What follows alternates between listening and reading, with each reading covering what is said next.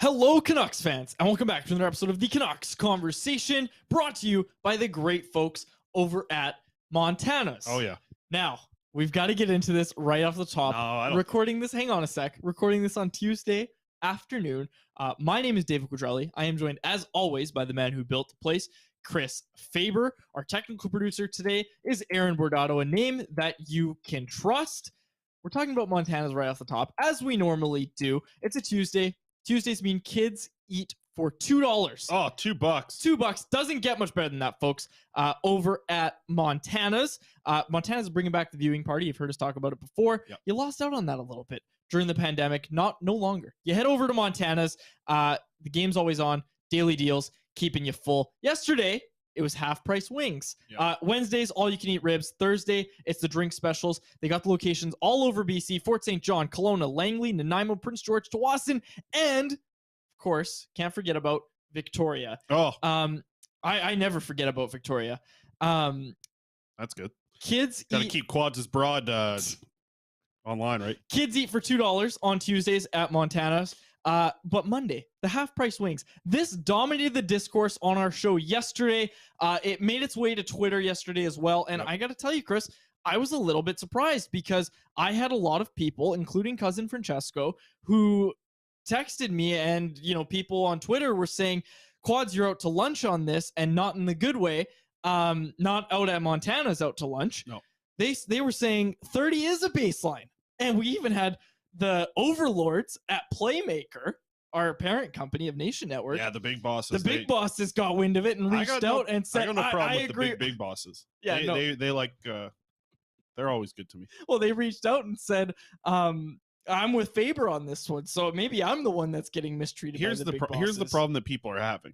I'm going to flip this over here. And for those, if you didn't hear yesterday, I'm sure you did at this point, but Faber threw out the take that 30 wings is a good baseline for a wing night. If you're watching on YouTube, you can see it's the non-breaded wings. This type of wing, you can put down, you got it, like 30 is not very many of these. Dude, it is though. If they're breaded, yeah, okay, they're bigger. And that's what I'm saying. But that basic kind right there, let me see whatever. Like a breaded one's so much bigger. And I will admit, that's a big old chicken wing. And I will admit that it did help for you to make that differentiation. Yep, sure. Today. That's not your word of the day today. No, it's not. 5-letter word today, word of the day. Okay. It did help to kind of see these little wings that you were talking about, because people were like, oh, I put down 40 of these. I was like, what are you talking about? Like, I make wings in the air fryer, as most people who own an air fryer do. Breaded.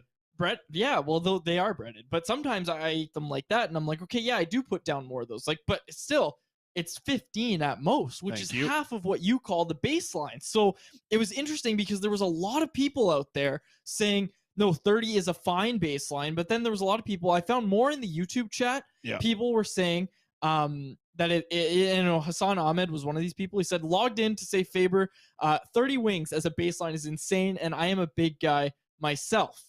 Like, okay, but here's the most recent thing from Hassan. The wings Faber is showing here, I could crush 30, no problem. Thank you. The wings that I'm talking about were the back in the day wings, Quads, before you could even I don't know, vote. Before you could vote back in the day. Well, that was only a few years ago. Anyways, 6-7 years ago, you used to be able to go and get wings for like 25 cents a wing. And the cheap wings that you were getting, and before that, like people are gonna say in the chat here, oh, I remember when they were 5 cents a wing. Like I remember seeing a sign for 15 cents a wing. That was the lowest I ever could remember. I saw 60 cents. Recently. Right. No, I mean, even that's cheap-ish now. But back in the day, like we used to go out and a set of 10 wings was like $3.25. So like, yeah, you were going to get $10 worth of wings because that was 30 wings. Yep. And that was cheap back in the day. Wings have gone up a crazy amount. Jeff Rowe jumping in the chat here saying, grab salt and pepper wings at Cactus Club Sunday during the game. Those are small wings. Jeff Rowe, we're not sponsored by Cactus Club, so if you can, let us know how much those cost you, because I have a feeling those were expensive. And I'll tell you what, I bet they were more expensive than our friends over at Montana. Oh, that's the thing. I couldn't do 30 of the Montana's wings because they're big. They are. They're big wings. Yeah. And that's what I'm comparing. Those are the only wings I know. I'm heading out there pretty quick here. Do some You know me, I'm a big TikTok guy. I'm a TikToker. I put a TikTok up yesterday. I got to go do some TikToks out at Montana's again. Do a couple dances. Yeah, a couple of renegades and those things, and a couple renegades, all that stuff. They always do this. They always do this in those TikToks. Yeah, they bang their head. Yeah, what's that all about? I don't know, but you do your hand like that, like you're palm punching someone.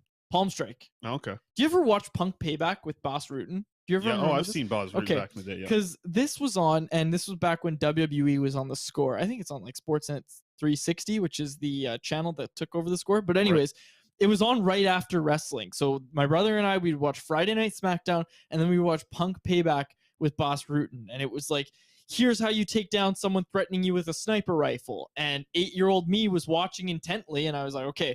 Palm strike. It always started with a palm strike, or there was always a palm strike involved. That was that's about the beginning and end of my self-defense lessons from Boss Rutan. Okay. Yeah, Boss Rutan was had pretty funny videos back in the day. I don't know how they've aged.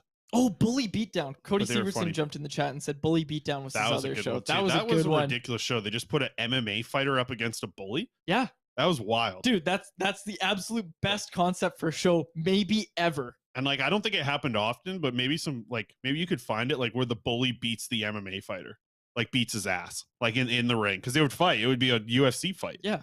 Right. Or an MMA fight.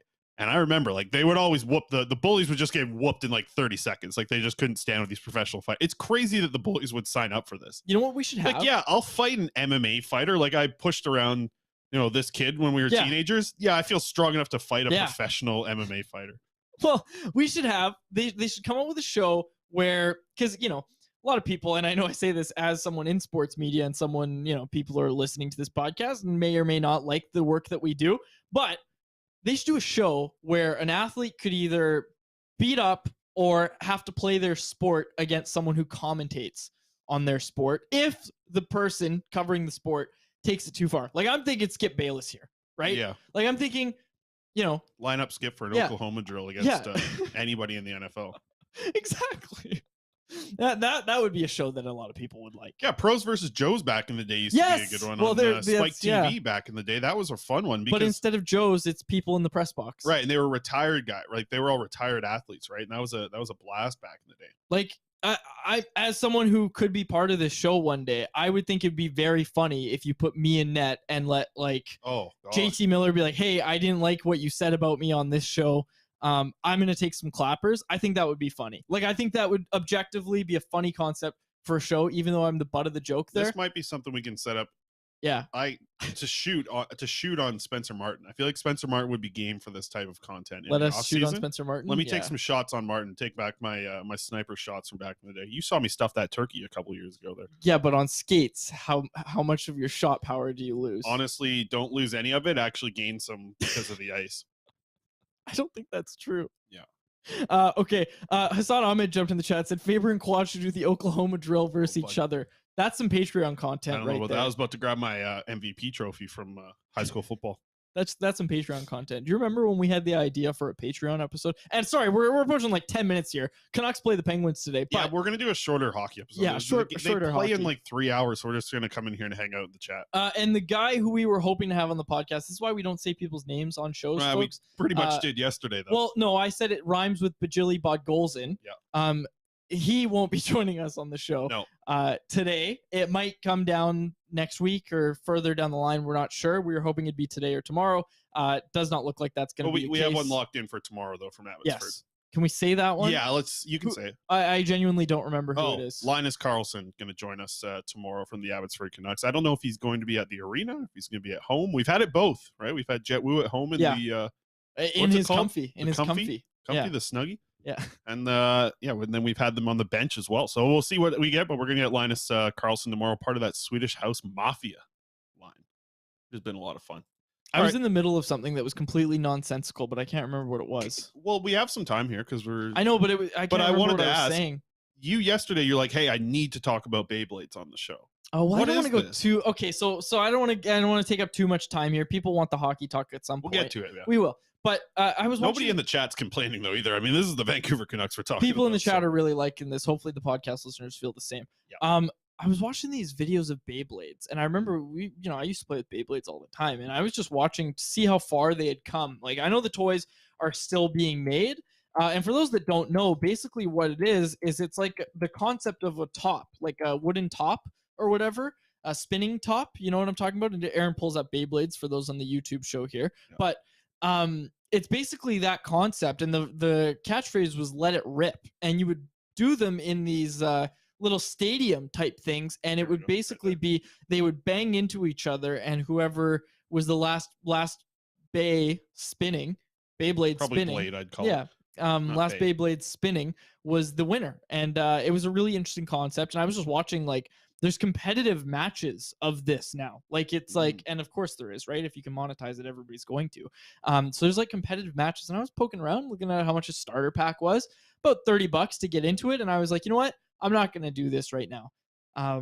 But it was an interesting concept, because I found out that they're very, very popular still. People still really like them. They used to have these centerpieces in the middle of the Beyblade, and it was like the like the type of animal or dragon or mystical beast that you had involved. You can see them all in these little circles. And those were hard to come by, I remember, because a lot of people, they'd be Beyblading back in the day in the elementary school, and they never had those little centerpieces. Those are the important piece right there. That's which which dragon comes out of your Beyblade or something like that. Because that was the show. They'd be bumping into each other, and then boom, here comes this dragon popping out of the Beyblade. It was the Legend of the Beyblade or something. And it was good stuff. I was worried about bringing this up, but the chat loves this.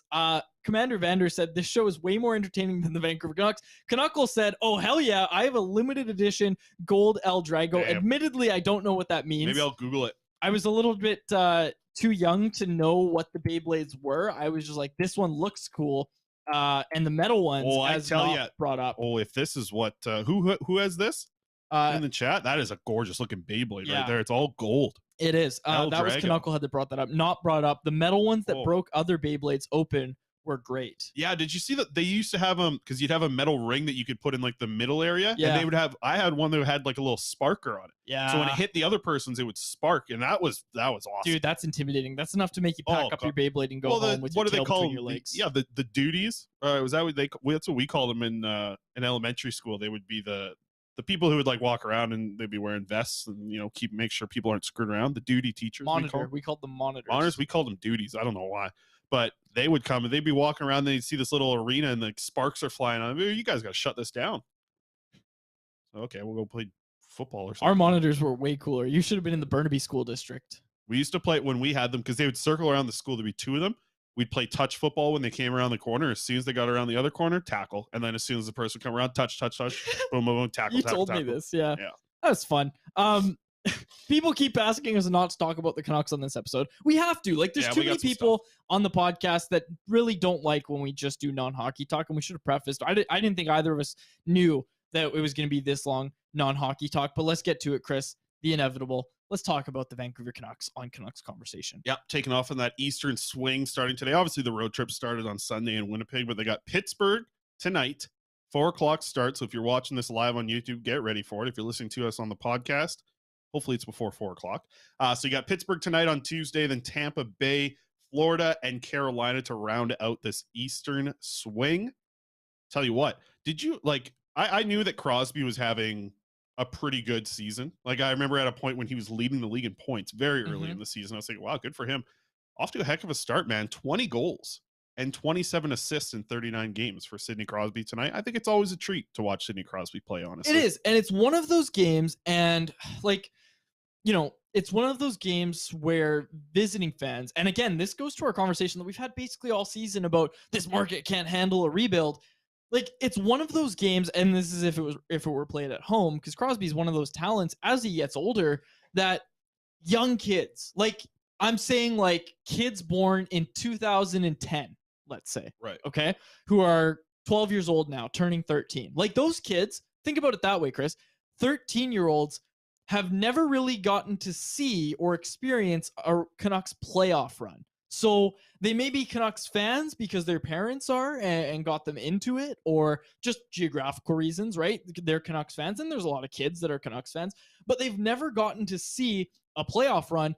Those are the kids that, especially if they're going with their parents who are obviously older, are saying, hey, I'd like to see Sidney Crosby before he retires. I Right. heard about what this guy used to do when he broke into the league. Like you and I remember, me barely, but we remember the 2010 gold medal game, right? Like he is a generational talent. He was one of the best to ever do it, especially in the modern era, right? And for these kids, like that's the drive, right? Like that's the attraction. It's not, and of course, I'm not taking anything away from the Canucks young stars. Like the kids love Elias Pettersson, right? Quinn Hughes, all these guys, right? But there is, even for older fans as well, there's that attraction of saying, hey, I'd like to see Ovechkin as he marches towards the goal record. Hey, I'd like to see Sidney Crosby as he turns back the clock.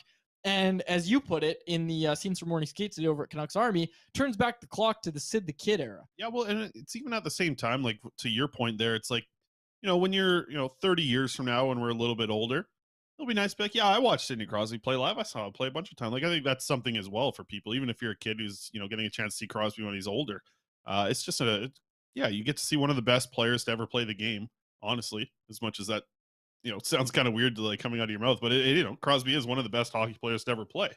So it'll be a good game tonight. I think Pittsburgh's gonna be interesting. They got Ty Smith slotting into their top four, which is kind of a big opportunity for him. Also could be something the Canucks might be able to take advantage of with that back end. They're suffering some injuries.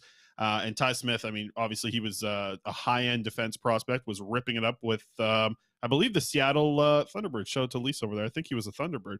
But aside from that, I mean, the Canucks are going to go into it with what looks like similar lines. We can pull those up now, Aaron, if you want. Let's take a look at them. So Kuzmenko, Pettersson, Miller, Mikheyev, Bo, and Brock on the second line. Garland, Dries, Lockwood on your third line. Joshua, Lazar, Studnicka on your fourth line. And the defense pairings staying the same, even though Murph spelled Myers wrong. Mayers. What do you want to go with here? Let's chat about one thing from this. Don't lineup. rag on Murph. The poor guy doesn't tweet lines, and he does it for the good. You know what happened? But you can tell this is the thing. Like he's got Kuzmenko, Pettersson's nickname Petey, Miller, and then he goes Mikheyev, which is his last name, and then he just writes Bo, and then Brock. That's his first name. So like he's completely all over the place. Here. You know who he's talking about. I know, yeah, I know. Right? So go easy on Murph. Giving Murph a probably. He's first guest of this show live up here. So. Okay, where do you want to go here? Like, I mean, people in the chat have been saying, they're like, talk about the Abbotsford Canucks. We know what the Canucks lineup's going to look like. Yeah. People are probably going to listen to the year thing. Because I got, actually, since we have a little bit of time, let's pull up the NHL standings real quick. Yes, I was hoping we could get into this too much because the Canucks have dropped down Philadelphia a little bit. Philadelphia is starting to get some wins together. So what's that sitting with the Canucks? They're in 7th. Toward the Bedard towards ranking. The bottom. 6.5% chance at drafting Bedard, at winning that first overall pick. Let's do it once here. Blow it up here and blow me up. We're going to do one quick tank phone here. Just to see what happens. So so right now the Canucks are sitting with a 6.5% chance of landing at first overall. Overall pick. Hey, listen, this isn't no pre-recorded thing. So if they get first, they get first. But let's see what happens. Let's see. And we sim it. There we go. Canucks drop down 2 spots. And this is why, folks. Yeah, the Canucks slip down to 9th. Chicago retains the first. St. Louis moves up 10. St. Louis jumps Buffalo up 10. moves up 10. Holy cow. Look, it could happen to the Canucks. Hit it again while I explain this, because this is why, Chris, that we talk about this is why we talk about this team being in a position where you would like to see them get as close as they can. They're probably not going to get that 25% chance or whatever it is for the team that finishes dead last. 18.5. They're probably not going to get to that spot, but they can get higher, right? And that's what matters. Like, you want them to get as close as they can. 6.5 feels like, even in the spot they're at right now, if you can improve on the odds there, like, I'll tell you what, man, 6.5 feels like it's good to me. Like, if you slip down, you slip down. What's the alternative? And you could, like, Arizona has been playing pretty okay hockey this year. I don't think you're catching Chicago, even though they've won 2 in a row. I don't think you're catching Columbus, but maybe Columbus could maybe turn things around. Anaheim, I don't think you're catching. San Jose. Anaheim's starting to put together some wins. Yeah, and Montreal, like, they've been bad lately, but it felt like they were doing okay for a little bit. It feels like the Canucks aren't in that bottom 4 of the league, But man, they could get there. They really could. Yeah, they're very close. And I mean, if you move on from Horvat, yeah, like you take away this team's scoring, right? Like, and sorry to cut you off. What else do you got after that? Exactly. Like you take away this team's scoring, and again, like Thatcher Demko, we should mention also skated in gear today, according to Patrick Johnson of the province. Wow, I almost got that screwed up. Formerly of Canucks Army. Yes, former Canucks Army contributor. Patrick Johnson reporting that Demko was on the ice today, second day in a row where he is skated in gear. Bruce Boudreau said that he won't play on this trip, but that it's obviously a good sign. Canucks return home on the 18th for a matchup against the Tampa Bay Lightning. It will be interesting to see if and when Thatcher Demko returns, what he looks like. And I've got it from multiple sources here that the Canucks aren't going to be rushing back Demko. Kind of comes as a no-brainer, but it's nice to hear a few different people who would know say it to me that, yeah, they're not going to rush him back. Like, they're not looking at this of maybe we can, and maybe some people in the organization are. Some people are looking at this and saying, maybe we can get back in the playoffs if Demko returns in time. But the decision makers on the team aren't looking at it and saying, hey, if we rush Demko back, maybe we can get in the playoffs. Now, I don't know what his usage is going to be like when he returns. That's another conversation, but I have been told that he won't be rushed back, which is a good sign. Sounds like, did you mention sorry, Spencer Martin maybe in that tonight? Sounds like, yeah, sounds like Spencer Martin tonight. Doesn't matter. Like, we're recording this at 1:22. Anybody on the podcast is probably have already going to have watched, the Canucks game. Also, someone pointing out here, Corey Anderson jumped in the YouTube live chat and said, you guys, Faber, I should mention, spelled Canucks wrong in your description on YouTube. Oh, no, did we? Before you flame Murph. So at least Murph got everything right, except for Myers. Yeah. But Canucks, he had that. That's a tough one. Did you write Canucks? Because that's the one I always write. No, I wrote Canucks. It's like the K is just at the end. Jeez. Don't worry about that stuff. Yeah, so it's this. At least I didn't tweet it out. I do that sometimes, and I guess I've learned that people have my tweet notifications on, which I didn't think a lot of people would, unless you're like obsessed with AHL content and prospects. Like, that's cool. But sometimes I screw up a tweet like 3 times, and then I get like a reply from somebody, and they're like, "Figure it out, Faber. Like, get your connect. Like, correct your words before you send it." Sometimes I gotta send out tweets. I just send them out across. It's just the way she goes. Okay. Do you want to get to anything else about this team, or do you want to get this to work? No, 4 p.m. puck drop you mentioned. So anybody watching live here on YouTube, they'll see the game pretty quickly. And anybody listening on podcast is probably hoping we talk about something else because they may have just watched the game. So let's do it. Worst takes of the year.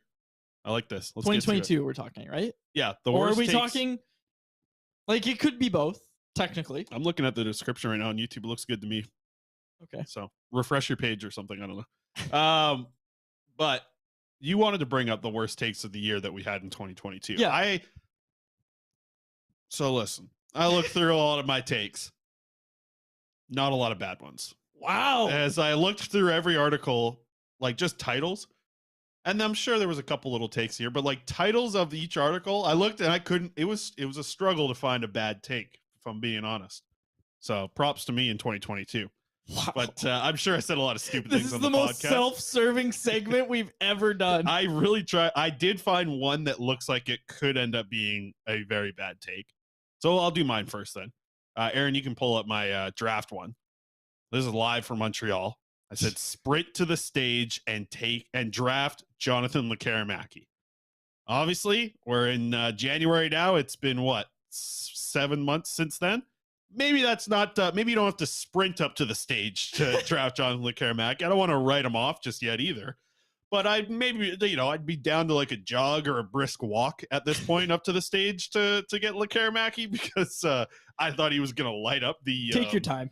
Yeah, I thought he was going to, be able to light up the Allsvenskan League, score a lot in the second tier. But that's a pretty bad take. Okay. I've got a few. Okay. And, we talk about this. Yeah, Corey's got a good one. Brock Besser leading the team in scoring is out there. That's a bad one. That's a bad one of mine. You said Brock Besser would lead the team in scoring? Yeah. I hope I didn't agree with that. I said that. No, you said that was a hot take, and it was a start of the year. It was a hot take. Yeah. So that's not a great one. That's okay. One. Yeah. People, let in the chat here. Like bring up more Faber's bad takes. A jauntly stroll to the stage. Okay. One bad take that I had. Also, sorry, Hassan Ahmed jumped in the YouTube live chat and said, Faber during a job interview. I have pretty much no weakness. I mostly just give prospect update. I was looking back through my content and it was like prospects update. Plus, last year was all about the draft. I had so many articles about the draft, so I'm sure there's some bad takes in there. But I feel like I don't know.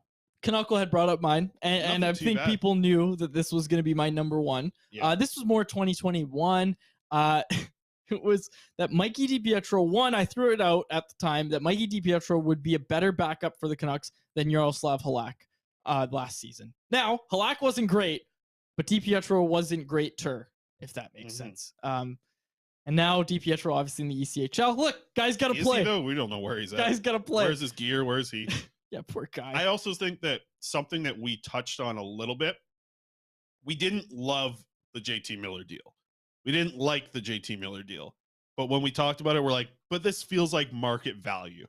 And I think that's changed quite a bit up to this point either. Yes. I think the take we kind of had, well, and it's still true, is that it's a fine deal. For a team that's competing, it's fine. It felt like a fine deal. But the Canucks aren't competing, and that's what we kept saying, is like, it doesn't feel like the deal the Canucks should have made. They probably should have traded him to get the return, and that I think we stand by that. So that's not our worst take. We make too many bad takes for that to be our worst. I mean, and the thing is, I'm glad people don't like, I'm sure some of the takes of the non-hockey stuff that I've said have probably been my worst takes of the year now that I think about it. People are jumping in still with this 30 wing thing. It is so split. Like, that'll be our poll question. Actually, yeah, let's get the poll question out tomorrow. Courtesy of our friends over at Atlas Goods. Oh, good folks. How many chicken wings is too many? How many pop rinds are too many? You'd be surprised at how many pop rinds over at Atlas Goods. Well, that's the thing. You eat those pop rinds. If you're eating a pop rind with juice, they almost just like I don't want to say disintegrate, but in your mouth they just if you're eating them with juice, it's like a Cheeto almost. Like a pork version of a Cheeto. Okay. Excellent. Anyway, promo code CC15 is the one over at Atlas Goods. Yeah. AtlasGDS.com. Across the border, you go down to Trader Joe's, you get some of that what's it called? Everything seasoning. Everything but the bagel. Everything but the stuffing seasoning. Isn't everybody? No, okay. They got a one that's down there. It's like basically it's Thanksgiving flavor. And it's good. It's good stuff. That sounds south of the border. Yeah, it is. It's good. I'm going down. I finally got my passport now. I can go down. I'm planning on going down to the States. I haven't gone to the States. The last time I went to the States was like I went down for a Blue Jays Mariners series, probably in like 2011, probably. Oh, 2000. wow. Like, and I don't remember if this was the time because I used to go down almost every year for like a 5-year stretch there. One of the best games I ever seen was AJ Burnett. Do you remember him? Oh, of course, yeah. So AJ Burnett versus Felix Hernandez. Oh, that's beautiful. At Safeco Field, and it was a 1-0 ball game, and both of them were dealing. Like Burnett's curveball was just ridiculous. That 12-6 that Burnett had was the original cheat code in like MLB 09. It was a knuckle curve in the video games. I remember that's what it was. It was nasty. But him and Felix, they were dealing that night. It was that might have been like 2009 back for that one, but yeah, I haven't been down in like over 10 years. So. And I see Lisa and they says, welcome back. So, you should get going. Welcome back to the States. Okay. Are you ready? I saved it. My worst take of the year. Knucklehead says, I saw a Ghost energy drink. Yeah, those ghosts. That's what I got to get down there for. I'm stuck on the Reigns, which are fine. But I tell you, I talked to the folks at Reign. They don't want to sponsor the show. So, okay. This is the last one I'll be drinking. Okay. My worst take of the year, Chris. Are you ready for it? I remembered it before we went to air here. Okay. You asked me, who scores more goals or points? Genuinely, I don't remember what it was. Who scores more points or goals this year? Connor Garland or Bo Horvat? And I said Connor Garland. Oh, I had faith in Analytics Gretzky. Yeah, I bet you did. You're an analytics guy. That's not a great take. No, it's genuinely my worst take. Yeah, you said that on the show, or I did say it on the show. You asked me on the show. Horvat or Garland, who would have more points? And I said Garland. He's going to get some power play opportunity. I think in training camp he was playing on Bo Horvat's line. It might have been 5-on-5 points, which makes it a little more justifiable. But regardless, whatever it was, Connor Garland's having an awful season, and Bo Horvat is playing like he's Alex McGillney. Best players in the league. Yeah. Exactly. That's a bad take. Also, Matt really good. Came in here into the chat real quick. Said you need to try everything but the elote seasoning, cheesy lime, salt, chili flavor. I got that one. That one's excellent. I also have a chili lime one too. We've gone through the everything but the elote. That's the number one we've gone through. That one gets a lot of play in this house. Just so you know, those Trader Joe's seasonings, whoa, good stuff. Okay. Do you have anything else? Like, you have a prospects update. Like I said, I didn't have a lot of bad. You had a really good Blackfish report. I quickly wanted to get this in.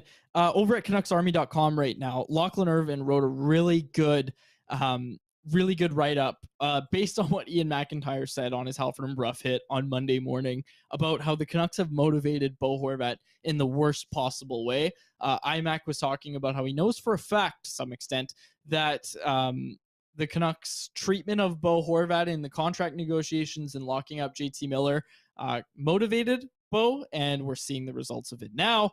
Not great. And Lachlan basically wrote that the Canucks tried to call Horvat's bluff, and it's blowing up in their faces, and now they're basically going to have to trade him or sign him to a deal that's probably going to age very, very poorly if they sign that deal. So they kind of have to trade him now, it feels like. Yeah, I think so too. You're not going to find the money. You're going to get a good haul from him. And if you do this right, like we touched on, I think like you've brought up the Montreal quick rebuild. We've got an Oilers you fan. You can do something like that. Yeah, we'll show him your hoodie then. I got an Oilers fan right in the room here with me. That's right. These are nice hoodies. The Oilers Nation Internet Company. Holy cow. It's our company. It's a you can't see behind you. No, I can see behind me. I see what's going Aaron on threw here. a big Oilers Nation logo behind you. Flip that. Put that behind the logo. Oh wow, we got a lot going here. Yeah. I can outsmart this damn thing here. This whole thing. This damn thing, Aaron, our producer. Yeah. Well, I meant the process that he's going through, making me look like a fool with a freaking oily boy thing. We have an Oilers fan in the chat who said we want Bedard, and obviously, get the hell out of here with that crap. Hang on a sec. The Oilers aren't getting freaking Bedard. Hang on a sec, because then Matt 03 said worst take drafting an undersized winger when we need defense, specifically right D or a center. He's talking about Lekaramaki, and the Oilers fan was like, buddy, you realize Bedard's a center, right? I just found that exchange really funny because the Oilers fan has not realized that we're talking about Lekaramaki. Look, we got our own problems in Vancouver here, man. We don't need this freaking Bedard to Oilers. You know what, though? We have Yash Arya, used to be a really regular commentator in our chat, and he was an Oilers fan. There's trouble in oil land right now. It's not looking good for the Oilers. Yeah. It's a tough situation in Edmonton, but they're not getting Bedard. They can't get Bedard. No, not good. They're gonna find themselves in that mushy middle. Here's what we're gonna do for the prospects update. Aaron, I built this again. You pull this up, the prospects. What did I call it? Prospect stats. I got the top scoring prospects in the Canucks system here, Quads, and these are all just players that are outside the NHL. So what you need to do is just ask me about any of the players, okay? And you know what? I haven't put it. I'm putting it into the chat right now, Aaron, because I didn't put it into the workplace. It's in the work tape. While you do that, take your time. Because we have to talk about wigs for kids. I'll do that while you do all your stuff. It's in there for you, Aaron. Okay. The wigs for kids, we've talked about it. Our pal Joey Pitt with the Surrey Eagles. Oh, look at that. Surrey Eagles of the BCHL are proud to be partnered with the Wigs for Kids BC and the BC Children's Hospital Foundation. Wigs for Kids BC provides funding to cover the cost of custom-made human hair wigs for children and teens at BC Children's Hospital who have suffered hair loss due to cancer treatment or other serious illnesses. Donations to Wigs for Kids BC also help families pay for medications and feeding supplies that are essential for treatment but not covered by their medical plan. When the children have these illnesses, it takes a huge toll on families, both emotionally and financially. The assistance Wigs for Kids BC provides makes the family's burden a little lighter so they can focus more of their time and energy on caring for their sick child. The Eagles play-by-play broadcaster, that's and our pal there, Joey Pitt, who's got one heck of a head of hair, is trying to raise $15,000 for Wigs for Kids BC this year, culminating in him shaving his head at the end of the season and donating it to be made into a wig for a lucky kid in the province. Be sure to donate to Wigs for Kids BC. I saw this the other day. Joey had a video about, I think he's got to get 12 inches of hair for it to be like long enough for it. And I think he's just at that mark right now. He's about crossing over into the 12-inch territory. It's getting good. It's getting good. You can find the link in our description for where you can donate to that. I know we'll be making a donation at some point as well. Knucklehead said, Faber, 15,000. Faber, are you going to donate your beard? Oh, no kid wants that. Yeah, imagine the kid gets a beard. No. I would take it. Yeah, you might. Yeah. No, it's in all seriousness though, check out Wigs for Kids BC. Joey Pitt doing great work with the Surrey Eagles. Oh yeah. Good BCHL stuff. trade deadline today. Oh, really? Michael Quitlam Express. I'm expecting a late push in the season. I hope Surrey does well. That's my team now. I believe they're sitting 3rd or 4th in the mainland division right now. Surrey's having a good year. Surrey's having a really good year. Good for them. I'm looking forward to my Express making a late season push here. Oh, good stuff. Well, and I tell you what, Joey's doing it right out there. He's doing a hell of a job for those Surrey Eagles. Whatever they're paying him, double it. Not enough. Double it. All right, we got this now, Aaron. Whose fault is this here? The prospect stat. There it is. So this is my fault, sort of. But which one do you want to go with off the top here? Let's start with one, and we'll give a little update on you. Let's talk about the one that everybody's super excited about, it feels like right now, because the progression has been there. And this is after Jeremy Colleton came on our show and talked to us about it. Danilo Klimek. Let's start there. Oh, yeah. He's hot right now. About 15 points in his last 17 games down in the AHL.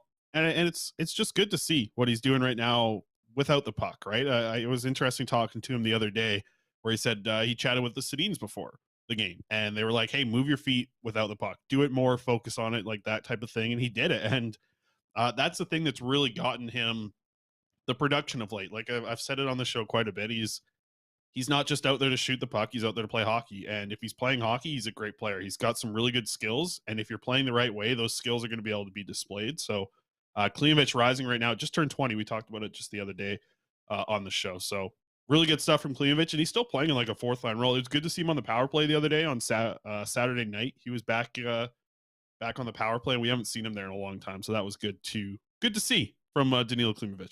Lucas Forsell, tell me all about him. Yep. High energy winger with a lot of skill. The interesting thing is going to be if he's able to build enough size to be able to bring that energy to the NHL. You know, like you don't want him to be Will Lockwood style, where it's like he's a little smaller, but he's going to bang bodies. Like Forsell has some skill where you're not going to trust him to just be a guy who goes out there and gets you 8 hits a game, but you're going to trust him to battle really hard in corners. And I tell you what, for a kid who's 19, what he's been doing so far since being drafted as one of the youngest players in the 2020 draft, since he was one of the youngest, like I think he was the youngest player that was drafted in 2020. And the Canucks got him in the 7th round. So it'll be interesting to see what Forsell does here. He had the 3 games back in the SHL where he scored in each of those games. Hasn't scored in his last 3, but looks like he's sort of found a spot with his SHL team. So that's good stuff there. Soon to be friend of the show, Linus Karlsson. Yeah. Obviously Swedish House Mafia line. They're looking good together.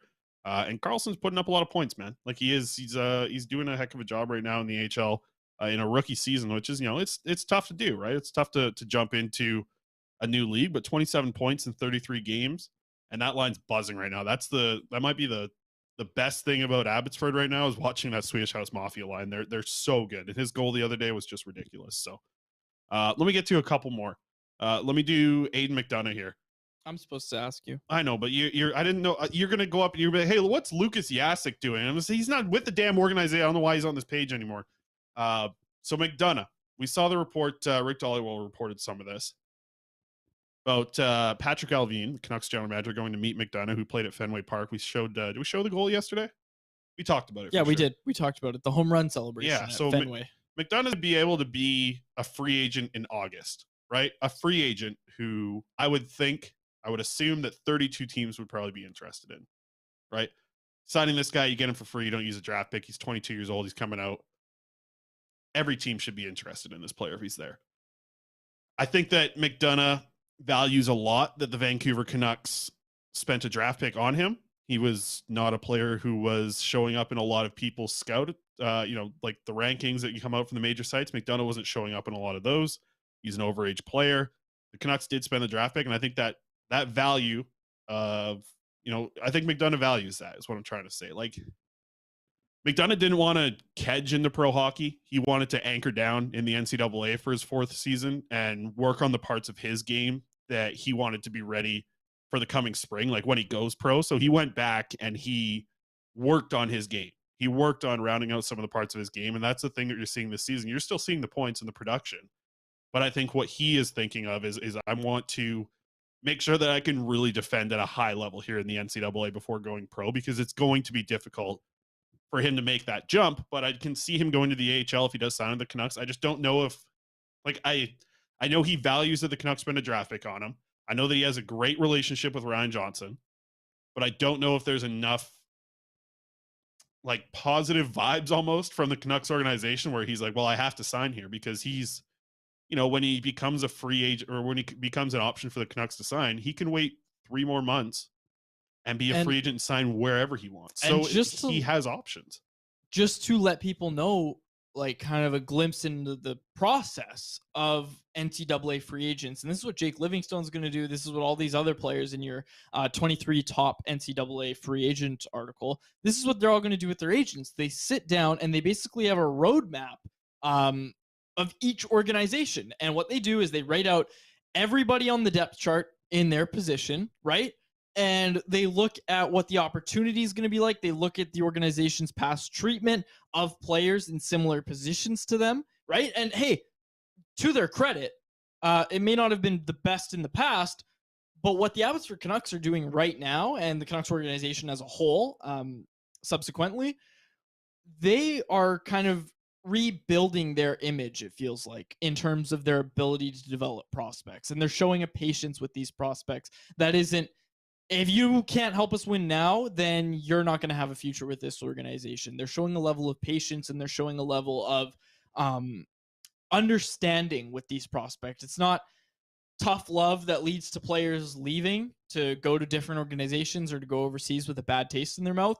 It's the tough love that has agents coming out and saying, the Canucks communicated their plan to us and we feel really good about it. It's the type of tough love that Jeremy Colleton can come on our show and talk about, and then we see the results like days later after he comes out and tells us kind of what his plan is. Like, go listen to that Jeremy Colleton interview. He was very upfront and he was very honest about what Klimovich needed in his game, and we're seeing it with Klimovich right now. And again, like, I'm just saying that McDonough is going to be in a position where he can go sit down with his agent. And you know what, Chris?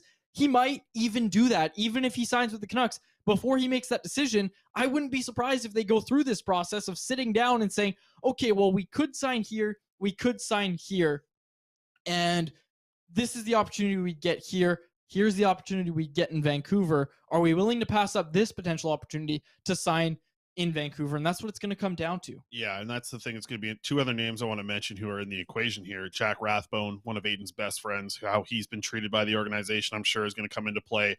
And Judd Brackett, listen, as much as people hate that, you bring back Judd Brackett's name, this was 100% a Judd Brackett pick, okay? This was the Northeastern kid that Judd Brackett had in his backyard and had known since he was, before he was a teenager.